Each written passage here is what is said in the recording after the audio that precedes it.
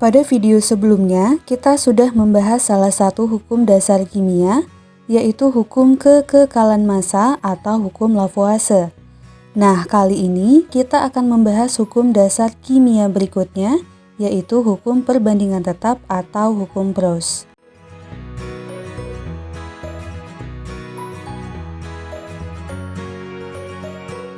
Pada tahun 1799, seorang ahli kimia asal Prancis bernama Proust melakukan sejumlah percobaan pada beberapa senyawa untuk mengetahui bagaimana perbandingan massa unsur-unsur dalam senyawanya, dengan hasil sebagai berikut.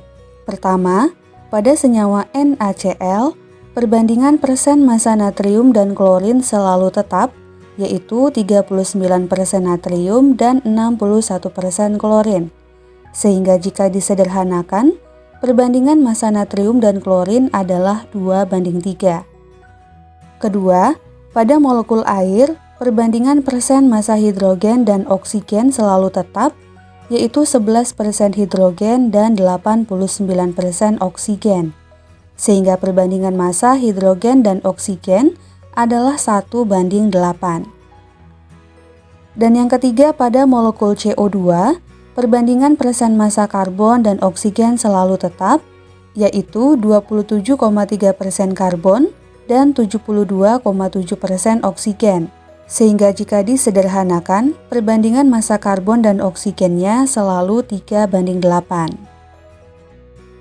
Nah, berdasarkan hasil percobaannya tersebut, Proust kemudian menyimpulkan bahwa perbandingan massa unsur-unsur dalam suatu senyawa adalah tertentu dan tetap, yang kemudian kita kenal dengan sebutan hukum perbandingan tetap.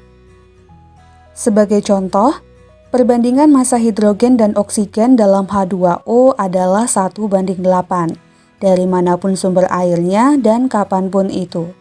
Jika kita menemukan suatu senyawa yang terdiri dari hidrogen dan oksigen, tetapi perbandingan massanya bukan 1:8, maka senyawa tersebut bukan H2O atau air. Nah, sekarang mari kita perhatikan data reaksi hidrogen dan oksigen membentuk air apabila diketahui perbandingan massa hidrogen dan oksigen dalam air adalah 1:8. Jika hidrogen yang bereaksi sebanyak 1 gram, maka oksigennya harus 8 gram. Dan diingat bahwa berdasarkan hukum kekekalan massa atau Lavoisier, total massa zat-zat sebelum dan setelah reaksi selalu sama.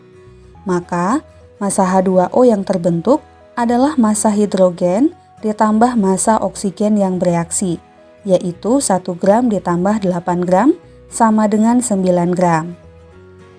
Lalu bagaimana jika hidrogen yang tersedia sebanyak 2 gram dan oksigennya 8 gram? Nah, karena perbandingan massa hidrogen dan oksigennya harus 1:8, maka massa hidrogen yang bereaksi tetap sebanyak 1 gram dan oksigennya sebanyak 8 gram. Sehingga massa air yang terbentuk yaitu 1 gram ditambah 8 gram sama dengan 9 gram. Nah, artinya 1 gram hidrogennya tidak digunakan atau bisa kita sebut sebagai massa preaksi yang bersisa. Kemudian jika hidrogen yang bereaksi sebanyak 2 gram, maka oksigen yang bereaksi harus sebanyak 16 gram, sehingga massa H2O yang terbentuk adalah 18 gram. Lalu, bagaimana jika hidrogen yang bereaksi sebanyak 2 gram, tetapi oksigen yang tersedia sebanyak 17 gram? Nah, maka oksigen yang bereaksi tetap harus sebanyak 16 gram dan massa air yang terbentuk tetap 18 gram, yang artinya 1 gram oksigennya tidak ikut bereaksi dan merupakan massa oksigen yang tersisa. Nah, supaya paham, mari kita lanjutkan ke contoh-contoh soal.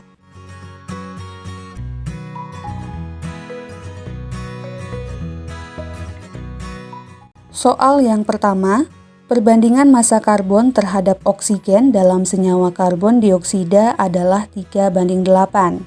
Berapakah massa karbon dioksida yang terbentuk dan sisa preaksinya jika direaksikan karbon dan oksigen dengan massa sebagai berikut? Nah, mari kita mulai dari yang A, 6 gram karbon dengan 16 gram oksigen. Nah, untuk soal seperti ini, supaya lebih mudah kita tuliskan dulu reaksinya, yaitu karbon ditambah oksigen menghasilkan karbon dioksida. Kemudian kita tuliskan perbandingan massa karbon dan oksigennya sesuai dengan soal, yaitu 3:8.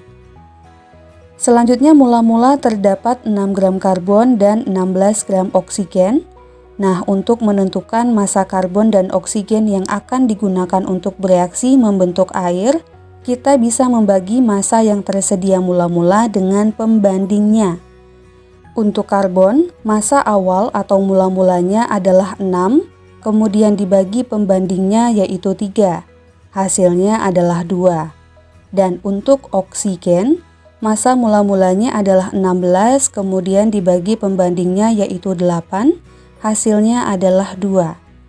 Nah, jika hasil pembagiannya sama seperti ini, maka keduanya sama-sama akan habis bereaksi, sehingga jumlah massa yang bereaksi sama dengan massa mula-mulanya. Untuk karbon yang bereaksi sebanyak 6 gram, dan untuk oksigen yang bereaksi sebanyak 16 gram. Berikutnya untuk menentukan massa CO2 yang terbentuk, kita harus mengingat kembali hukum kekekalan massa atau hukum Lavoisier. Masih ingat ya, bahwa menurut Lavoisier total massa zat-zat sebelum dan setelah reaksi harus sama. Maka massa karbon dioksida yang terbentuk sama dengan massa karbon ditambah massa oksigen, yaitu 6 gram ditambah 16 gram, sama dengan 22 gram. Kemudian pada kondisi akhir atau sisa, tidak ada lagi karbon dan oksigen yang bersisa, karena semuanya sudah digunakan untuk bereaksi. Atau bisa teman-teman hitung dengan cara massa mula-mulanya dikurangi dengan massa yang bereaksi. Maka untuk soal yang A ini, tidak ada reaksi yang bersisa dan karbon dioksida yang terbentuk sebanyak 22 gram. Kita lanjut ke yang B, 6 gram karbon dengan 8 gram oksigen. Untuk soal seperti ini, caranya masih sama. Kita tuliskan dulu reaksinya, yaitu karbon ditambah oksigen menghasilkan karbon dioksida. Kemudian kita tuliskan perbandingan karbon dan oksigennya sesuai dengan soal, yaitu 3:8. Selanjutnya mula-mula terdapat 6 gram karbon dan 8 gram oksigen. Kemudian untuk menentukan massa karbon dan oksigen yang akan digunakan, ini masih sama ya, kita bisa membagi massa yang tersedia mula-mula dengan pembandingnya. Untuk karbon maka 6 dibagi 3, hasilnya 2, dan untuk oksigen 8 dibagi 8, hasilnya adalah 1. Nah, maka unsur dengan hasil pembagian yang terkecil kita sebut sebagai reaksi pembatas, yaitu reaksi yang akan habis. Jadi, oksigen yang bereaksi sebanyak awalnya, yaitu 8 gram. Dan untuk karbon yang bereaksi adalah 3/8 yang kita ambil dari perbandingan massa ini, dikali dengan massa oksigen yang bereaksi yaitu 8 gram. Nah, hasilnya adalah 3 gram. Maka karbon yang akan bereaksi sebanyak 3 gram. Kemudian untuk massa karbon dioksida yang terbentuk adalah massa karbon yang bereaksi ditambah massa oksigen yang bereaksi, 3 gram ditambah 8 gram, sama dengan 11 gram. Nah, untuk sisa reaksi, karbon yang tersisa sebanyak 6 gram dikurangi 3 gram, sama dengan 3 gram. Dan untuk oksigen yang tersisa adalah 0 gram. Jadi untuk yang B ini, reaksi yang bersisa adalah 3 gram karbon dan karbon dioksida yang terbentuk sebanyak 11 gram. Kita lanjut ke yang C, 12 gram karbon dengan 35 gram oksigen. Kita tuliskan massa karbon dan oksigen mula-mulanya. Kemudian sama seperti sebelumnya, kita bagi dulu massa yang tersedia mula-mula dengan pembandingnya. Untuk karbon, maka 12 dibagi 3, hasilnya 4. Dan untuk oksigen, 35 dibagi 8. Hasilnya adalah 4,375. Nah, karena hasil pembagian karbon lebih kecil, maka untuk soal ini, reaksi yang akan habis adalah karbon. Jadi, karbon yang bereaksi sebanyak massa awalnya, yaitu 12 gram. Dan untuk oksigen yang bereaksi adalah 8/3 yang kita ambil dari perbandingan massa ini dikali dengan massa karbon yang bereaksi yaitu 12 gram. Nah, hasilnya adalah 32. Maka oksigen yang bereaksi sebanyak 32 gram. Kemudian untuk massa karbon dioksida yang terbentuk adalah massa karbon yang bereaksi ditambah massa oksigen yang bereaksi yaitu 12 gram ditambah 32 gram, sama dengan 44 gram. Nah, untuk sisa reaksi, karbonnya tidak bersisa, dan untuk oksigen yang tersisa adalah 35 gram dikurangi 32 gram, sama dengan 3 gram. Jadi untuk soal yang C ini, karbon dioksida yang terbentuk sebanyak 44 gram, dan reaksi yang bersisa adalah 3 gram oksigen. Soal yang kedua, direaksikan gas nitrogen dan oksigen dengan perbandingan massa sebagai berikut. Berdasarkan tabel tersebut, perbandingan massa nitrogen dan oksigen dalam oksida nitrogen yang dihasilkan adalah. Nah, untuk mengetahui perbandingan massa nitrogen dan oksigen dalam oksida nitrogen pada soal ini, kita harus menggunakan data yang total massa zat-zat sebelum reaksi, yaitu massa nitrogen ditambah massa oksigennya, sama dengan massa total oksida nitrogen yang terbentuk. Hal ini mengacu pada hukum kekekalan massa atau hukum Lavoisier. Nah, sehingga dari keempat data yang ada pada tabel, yang akan kita gunakan adalah data ketiga. Karena jika kita perhatikan, massa nitrogennya adalah 14 gram dan massa oksigennya adalah 24 gram. Sehingga massa total zat-zat sebelum reaksinya adalah 38 gram. Nah, ini sama dengan massa oksida nitrogen yang terbentuk, yaitu 38 gram. Kemudian langsung saja kita bandingkan massa nitrogen dan oksigennya berdasarkan data ketiga ini. Massa nitrogennya adalah 14 gram dan massa oksigennya 24 gram. Sehingga perbandingannya adalah 14/24.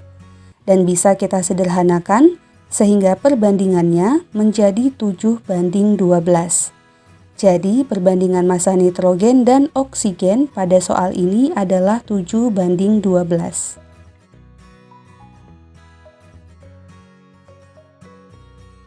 Soal yang ketiga, kawat tembaga dibakar sehingga terbentuk tembaga oksida atau CuO. Perhatikan reaksi berikut ini. 32 gram Cu ditambah 8 gram O2 menghasilkan 40 gram CuO. Berapakah persen massa dan perbandingan massa unsur tembaga dan oksigen dalam senyawa CuO? Nah, persen massa unsur-unsur dalam senyawa dapat kita tentukan dengan cara membandingkan massa unsurnya terhadap massa senyawanya. Di soal sudah diketahui massa tembaga atau Cu-nya adalah 32 gram, massa oksigennya 8 gram, dan massa senyawa yang terbentuk yaitu massa CuO-nya adalah 40 gram. Sehingga untuk tembaga atau Cu, persen massanya dalam CuO sama dengan 32 gram dibagi 40 gram dikali 100%. Hasilnya adalah 80%. Kemudian untuk oksigen, persen massanya dalam CuO sama dengan 8 gram dibagi 40 gram dikali 100%. Hasilnya adalah 20%. Selanjutnya untuk perbandingan massa tembaga dan oksigen dapat kita tentukan dari perbandingan persen massa unsur-unsurnya. Sehingga massa Cu banding massa oksigen sama dengan 80% banding 20%. Nah, ini kita sederhanakan, sama-sama kita bagi 20 sehingga menjadi 4/1. Jadi, perbandingan massa tembaga dan oksigen untuk soal ini adalah 4/1.